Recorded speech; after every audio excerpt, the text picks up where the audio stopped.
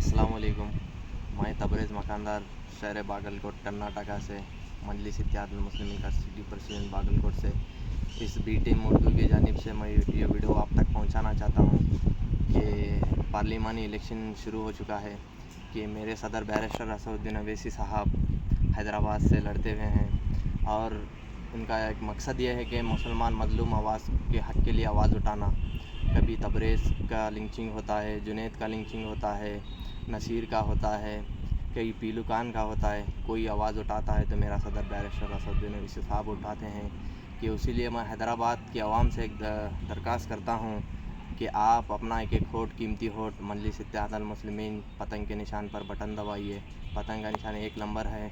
13 मई के दिन सुबह फजर में उठकर मजलिस इत्तेहादुल मुस्लिमीन के हक़ के लिए आवाज़ वोट डालिए और आवाज़ उठाइए कि कोई पार्लियामेंट में आवाज़ गूंजती है तो मेरे सदर बैरिस्टर असदुद्दीन अवैसी साहब की, 540 के ऐवानों में कोई बोलता है तो मेरा सदर बैरिस्टर असदुद्दीन अवैसी साहब बोलते हैं।